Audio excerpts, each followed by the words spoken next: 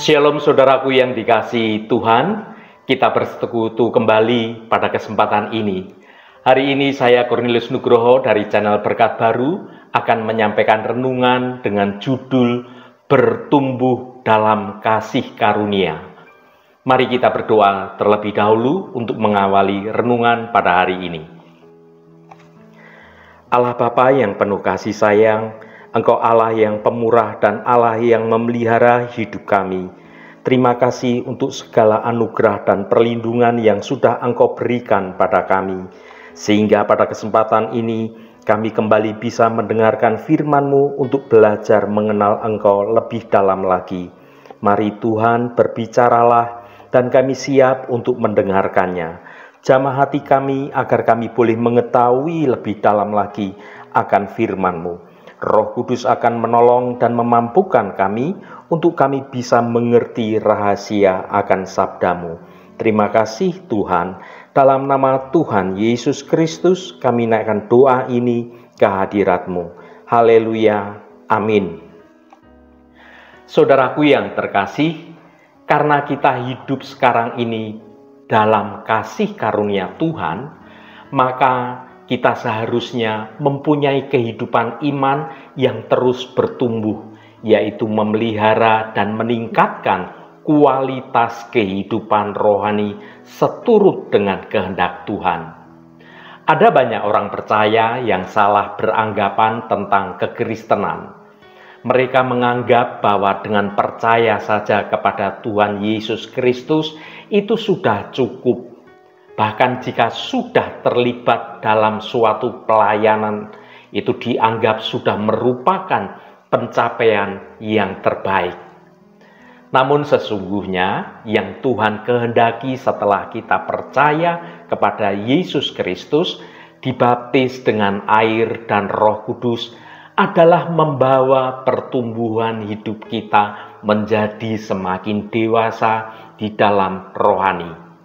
Dewasa rohani ini artinya iman kita terus terpelihara dan bertumbuh, sebab kalau kita tidak mengerjakan keselamatan yang sudah kita terima dan merawat kehidupan rohani kita, keselamatan yang sudah kita terima ini bisa hilang saat hidup rohani kita menjadi semakin lemah dan kemudian kita meninggalkan iman kita. Karena kita terjebak oleh arus dunia yang membawa kita dalam kesesatan. Jadi kasih karunia yang sudah kita terima ini harus dijaga dengan cara menumbuhkan iman kita agar semakin kokoh dalam kebenaran Tuhan. Apakah kalau kita sudah diselamatkan, iman kita pasti bertumbuh dalam kasih karunia? Belum tentu saudaraku. Kalau tidak menjaga dengan benar, iman kita bisa memudar dan kita bisa kehilangan kasih karunia itu. Saudaraku, ada seorang teman saya yang mendadak mogok pergi ke gereja. Alasannya dia mogok ke gereja, ternyata ia mengalami kekecewaan melihat anggota keluarganya yang paling rajin ke gereja.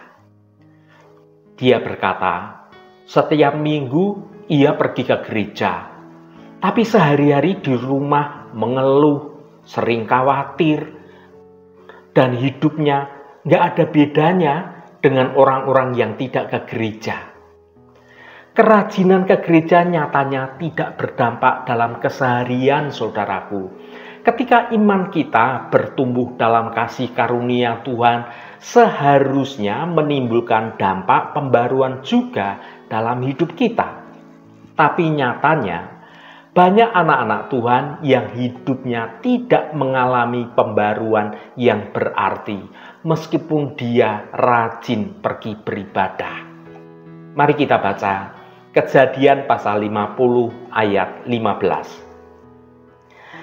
Ketika saudara-saudara Yusuf melihat bahwa ayah mereka telah mati, berkatalah mereka, boleh jadi Yusuf akan mendendam kita dan membalaskan sepenuhnya kepada kita segala kejahatan yang telah kita lakukan kepadanya. Saudaraku, hal serupa bisa kita lihat pada saudara-saudara Yusuf. Telah bertahun-tahun lamanya Yusuf mengucapkan pengampunan, memberikan pengampunan kepada semua saudara-saudaranya. Dan itu telah sekian lama mereka merasakan pemeliharaan Yusuf di tanah terbaik di negara Mesir, lengkap dengan berbagai fasilitas. Itu menunjukkan bahwa Yusuf sungguh-sungguh sudah mengampuni mereka. Tetapi ternyata semua itu tidak benar-benar mengubahkan hidup mereka. Kakak-kakak Yusuf masih memandang diri mereka sebagai penindas yang culas yang telah menjual adiknya menjadi budak. Maka tidak heran jika setelah Yakub ayah mereka meninggal, mereka kembali hidup dalam ketakutan. Mereka cemas kalau Yusuf setelah sang ayah meninggal, Yusuf kemudian berbalik menuntut balas kepada mereka, kakak-kakaknya. Saudaraku yang dikasihi Tuhan, perjumpaan kita dengan Tuhan sudah seharusnya mampu untuk mengubah diri kita. Kita menanggalkan manusia lama dan mengenakan manusia baru, hidup dalam gaya hidup yang baru pula. Selanjutnya, hidup baru ini mestinya dirasakan atau berdampak oleh orang-orang yang ada di sekitar kita.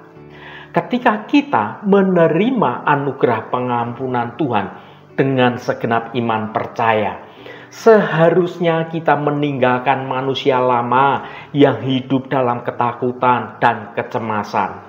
Mari kita menghayati kembali identitas kita sebagai umat yang telah ditebus dan terus bertumbuh dalam kasih karunia Tuhan. Sebagai gambaran tentang bagaimana kita ini bertumbuh dalam kasih karunia, mari kita belajar tentang pertumbuhan Yesus, baik secara jasmani maupun secara rohani. Mari kita baca Lukas pasal 2 ayat 40. Anak itu bertambah besar dan menjadi kuat, penuh hikmat dan kasih karunia Allah ada padanya.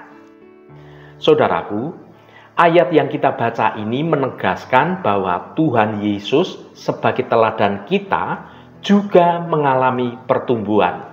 Yesus bertumbuh dari seorang anak dan kemudian anak itu bertambah besar. Dan kemudian anak itu menjadi semakin kuat, penuh dengan hikmat dan kasih karunia Allah ada padanya.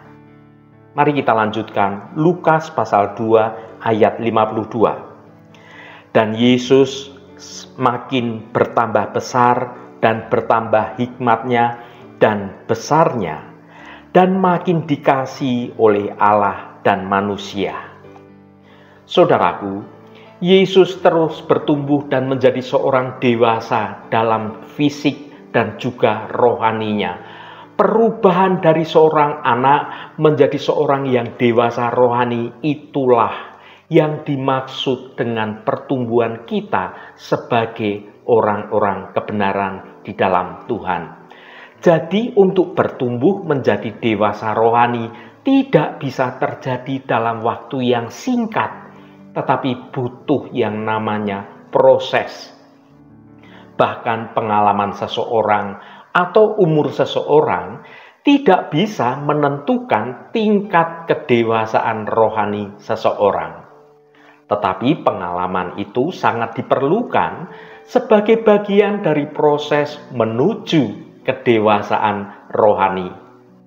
Satu pengalaman tidak bisa menjadikan kita dewasa rohani, tetapi melalui banyak proses itulah yang menjadikan kita dewasa rohani. Itulah sebabnya mengapa kita harus tetap setia dalam beribadah, berdoa, membaca firman Tuhan, dan melayani sesama. Sekalipun masih banyak masalah dalam hidup kita ini, banyak persoalan yang belum bisa diselesaikan. Sebab kita ini setiap waktu sedang menjalani proses untuk bertumbuh di dalam Tuhan. Orang yang berhenti beribadah berarti bertumbuh dalam imannya. Akibatnya segala sesuatu di sekitarnya akan mengalami yang namanya kematian secara rohani. Saudaraku, dalam berproses untuk bertumbuh menjadi rohani, ada 3 hal yang terjadi, yaitu pembentukan, pelatihan, dan disiplin. Ketiga harus dilakukan secara bersamaan dan dengan kesungguhan. Sebagai orang percaya, kita harus mengizinkan Tuhan membentuk kita. Mengapa harus demikian? Karena dosa telah merusak dan menghancurkan segala sesuatu dalam hidup manusia, sehingga secara rohani manusia telah menjadi rusak, menjadi hancur, dan tidak ada yang benar dalam dirinya. Tetapi kita bersyukur karena Tuhan Yesus mau mati di salib buat kita untuk mengembalikan rupa dan gambar Allah ada di dalam hidup kita. Oleh sebab itu, saudaraku, kita harus mau mengalami proses pembentukan ini.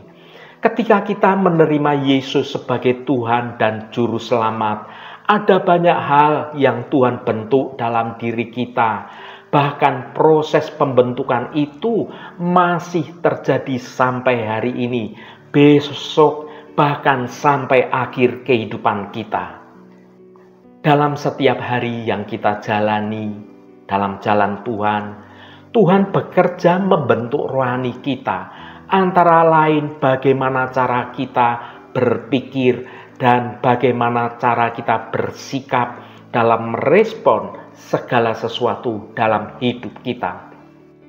Gambaran indah tentang pembentukan yang Tuhan kerjakan di dalam kita adalah bagaimana yang tercatat dalam, yaitu tentang pelajaran dan pekerjaan tukang periuk. Apabila bejana yang sedang dibuat oleh tukang periuk, bejana itu terbuat dari tanah liat yang ada di tangannya itu rusak misalnya, maka tukang periuk itu mengerjakannya kembali menjadi bejana lain menurut apa yang baik pada pemandangannya. Mari kita baca Yeremia pasal 18 ayat 3-6. Lalu pergilah aku ke rumah tukang periuk, dan kebetulan ia sedang bekerja dengan pelarikan. Apabila bejana yang sedang dibuatnya dari tanah liat di tangannya itu rusak, maka tukang periuk itu mengerjakannya kembali menjadi bejana lain menurut apa yang baik pada pemandangannya. Kemudian datanglah firman Tuhan kepadaku, bunyinya, masakan aku tidak dapat bertindak kepada kamu seperti tukang periuk ini, hai kaum Israel? Demikianlah firman Tuhan. Sungguh, seperti tanah liat di tangan tukang periuk, demikianlah kamu di tanganku, hai kaum Israel. Saudaraku, apabila bejana yang sedang dibuat oleh tukang periuk dari tanah liat di tangannya itu rusak, maka tukang periuk itu mengerjakannya kembali menjadi bejana lain menurut apa yang baik, menurut apa sesuai dengan pengalamannya. Semua orang percaya adalah seperti tanah liat di tangan penjunan. Apapun bentuk yang Tuhan inginkan, meskipun harus dihancurkan berulang-ulang, percayalah saudaraku, hasil akhirnya akan seperti bejana yang lebih indah. Kita harus percaya bahwa hidup kita ada di tangan Tuhan, dan apapun proses yang Tuhan sedang kerjakan, itu adalah yang terbaik bagi hidup kita. Jadi apa yang terjadi dalam hidup kita hari-hari ini, termasuk jika kita saat ini sedang mengalami kesesakan, kehancuran, atau kegagalan, Kita harus tahu bahwa itu terjadi karena Tuhan sedang membentuk kita. Setiap kehancuran atau kegagalan yang terjadi itu tidak akan membinasakan atau membawa hidup kita kepada keterpurukan, tetapi untuk membuat kita menjadi lebih indah, lebih mulia, sama seperti Tuhan Yesus. Berdasarkan hal ini, kita harus memahami bahwa pembentukan adalah penghancuran segala sesuatu yang tidak baik dalam diri kita, supaya Tuhan merendah lagi menjadi sesuatu yang lebih baik untuk kemuliaan Tuhan. Jika kita bersedia dibentuk oleh tangan Tuhan, kita harus menjadi seperti tanah liat. Tanah liat itu mempunyai sifat mudah dibentuk, tetapi juga mudah dihancurkan. Artinya mau dibentuk, seperti apapun kita harus mau menerima. Karena kita tahu pasti hasil akhirnya pasti lebih indah, lebih mulia, dan luar biasa. Tetapi jika kita memilih untuk menjadi seperti batu yang keras, kita akan menjadi orang yang sulit dibentuk karena hati yang keras dan perlu proses waktu yang lama karena kekerasan hati kita. Akibatnya kita akan menjadi kelelahan, kita akan menjadi kesakitan, dan akhirnya menjadi tidak kuat untuk bertumbuh. Bahkan beberapa orang akhirnya berhenti mengikut Tuhan karena dia tidak tahan dengan proses pembentukan dalam hidupnya. Saudaraku yang diberkati Tuhan, seperti bejana rusak yang dikerjakan kembali menjadi bejana lain menurut apa yang baik pada pemandangan sang penjunan, demikianlah kunci utama dari proses pembentukan adalah memberikan hak sepenuhnya kepada Tuhan untuk membentuk hidup kita. Kita dibentuk supaya kita menjadi seorang yang dewasa rohani, yang tidak sama dengan orang-orang dunia. Artinya kita tidak mengizinkan dunia menguasai hidup kita, tapi biarlah kita menguasai dunia. Berubah oleh pembaruan budi, berarti saat kita dibentuk, maka arah hidup kita diubah, supaya kita mempunyai kemampuan untuk melakukan kehendak Tuhan dalam hidup kita sehari-hari. Haleluya, Tuhan memberkati kita semua. Mari kita tutup renungan ini dengan berdoa. Allah Bapa yang penuh kasih sayang, terima kasih atas firman-Mu yang sudah kami dengar pada kesempatan ini. Bapa, sungguh kami rindu untuk hidup kami bertumbuh dalam kasih karunia-Mu, supaya kami dapat menjalani hidup dalam kebenaran-Mu. Hidup kami bertumbuh bukan hanya dalam perkara jasmani saja, tetapi juga dalam perkara rohani yang bertumbuh semakin dewasa, supaya dengan kedewasaan rohani inilah hidup kami bertumbuh dalam kebenaran Engkau, dan kami mengalami pembaruan dalam hidup ini. Terima kasih Tuhan, Roh Kudus akan menolong kami untuk kami sungguh-sungguh mau mendengar kehendak-Mu dalam hidup kami. Terima kasih Tuhan untuk firman-Mu yang sudah meneguhkan iman percaya kami pada kehendak-Mu. Kami mau seturut akan kehendak-Mu. Tuhan, secara khusus kami berdoa untuk saudara-saudara kami yang sedang menderita sakit. Engkau akan jamah dalam nama Tuhan Yesus Kristus, sehingga saudara-saudara kami akan menerima kesembuhan yang datangnya dari Engkau. Jamahan dan lawatan Engkau juga terjadi pada saudara kami yang sedang dalam pergumulan. Engkau bukakan jalan keluar bagi mereka, agar hidup mereka boleh menikmati berkat-berkat kemurahan-Mu. Berkati mereka yang hari ini berulang tahun Tuhan. Engkau tambahkan 1 tahun lagi. Terima kasih buat anugerah-Mu, umur panjang di tangan kanan dan kekayaan serta hormat di tangan kiri. Berkat Tuhan mengalir bagi setiap mereka yang hari ini berulang tahun. Terima kasih Tuhan. Segala hormat, pujian, dan ucapan syukur hanya bagi-Mu Allah yang kudus. Saudaraku, mari kita berdoa Bapa kami. Bapa kami yang ada di surga, dikuduskanlah namamu, datanglah kerajaanmu, jadilah kehendak-Mu, di bumi seperti di surga. Berikanlah kami pada hari ini makanan kami yang secukupnya, dan ampunilah kami akan kesalahan kami, seperti kami juga mengampuni orang yang bersalah kepada kami. Dan janganlah membawa kami ke dalam pencobaan, tetapi lepaskanlah kami daripada yang jahat, karena Engkaulah yang empunya kerajaan dan kuasa dan kemuliaan sampai selama-lamanya. Saudaraku, bukalah hatimu dan tengadahkan tanganmu. Terimalah berkat Tuhan. Tuhan memberkati engkau dan melindungi engkau. Tuhan menyinari engkau dengan wajah-Nya dan memberikan kasih karunia. Tuhan menghadapkan wajah-Nya kepadamu dan memberikan damai sejahtera. Berkat anugerah dari Bapa Surgawi, cinta kasih karunia dari Tuhan Yesus Kristus, dalam persekutuan dan penghiburan Roh Kudus, menyertai kita semua sekarang ini dan sampai selama-lamanya. Dalam berkat Tuhan Yesus Kristus, haleluya, amin.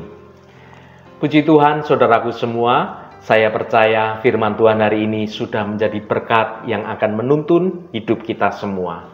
Saudaraku, jika kita bersedia dibentuk oleh tangan Tuhan, kita harus menjadi seperti tanah liat. Tanah liat mempunyai sifat mudah dibentuk, tetapi juga mudah dihancurkan. Artinya, Anda mau dibentuk seperti apapun, kita harus mau menerima.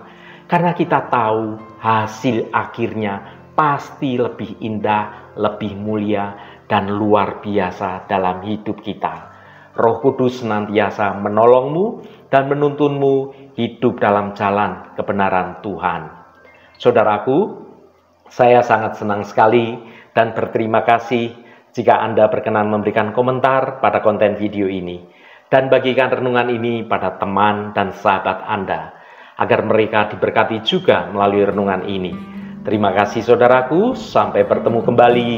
Shalom, Tuhan memberkati.